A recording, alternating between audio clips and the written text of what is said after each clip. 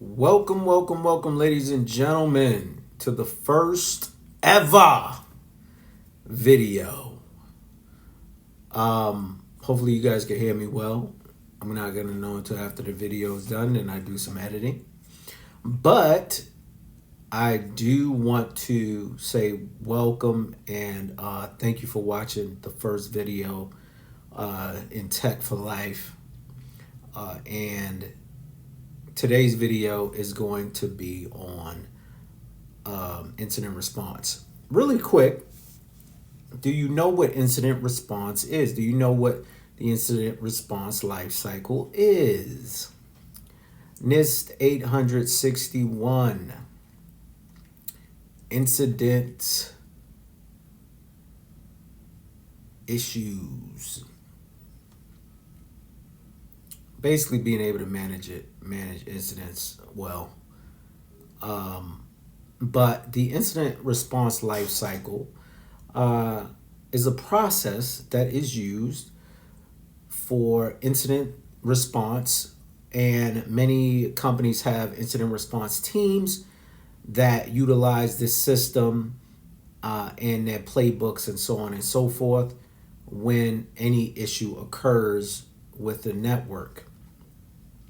For example, spear phishing attacks, where an individual decides he wants to reach out and touch a few individuals in a company, and he succeeds by doing some reconnaissance work, doing some what we call cyber kill chain processes, and then being able to deliver that particular malware to the individual's email address,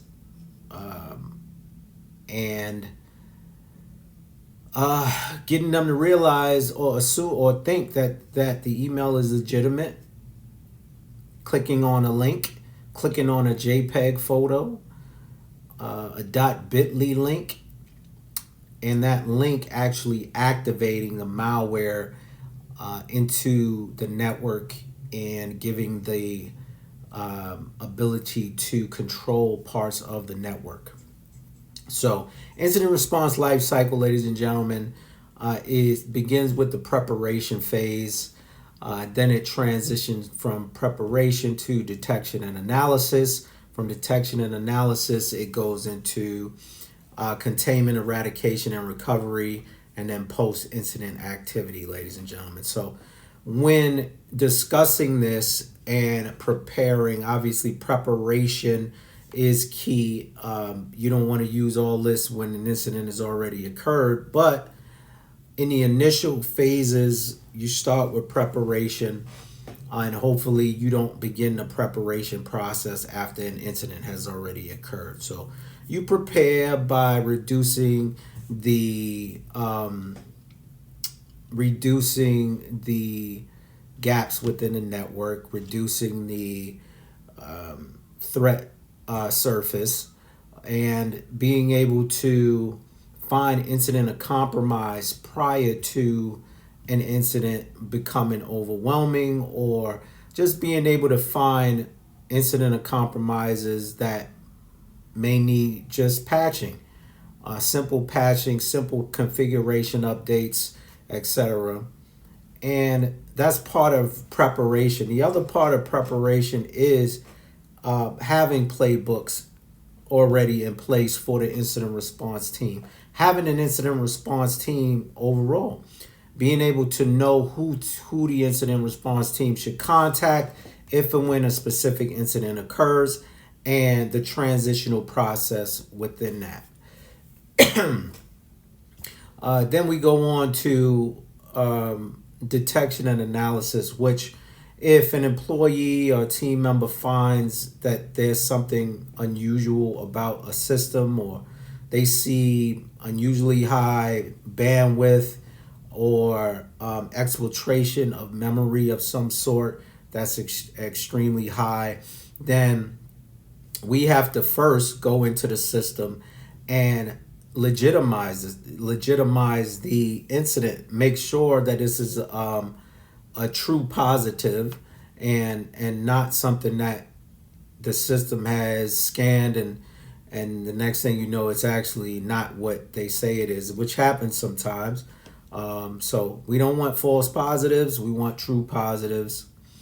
And in that, we kind of go into the system, and we as myself and a team might do Nmap port scan. We might do a Wireshark network discovery scan, capturing packets and just analyzing the packets to see if there's any anomalies. And then if there is something that we see that it looks a little fishy, then we go into analysis mode, because we just detected it. We go into analysis mode. Analysis mode goes into finding more information about a specific IP or host name, that kind of thing. And in finding that information through tools such as Abusal, PDB, and various others, Recon, NG, this gives us the opportunity to find information about this specific IP addresses or host names, etc., and see if there's any behavioral behavioral information already out there about this particular system or host. And if so, it allows us to better grasp the concept of how their malware or what they plan on doing to traverse into the system overall. And this goes back into MITRE attack framework, so the TTP, and then also cyber kill chain, which goes into reconnaissance, weaponization, delivery, exploitation, etc., etc. And then moving on, so after we do the detection and analysis, we go into containment, eradication, and recovery.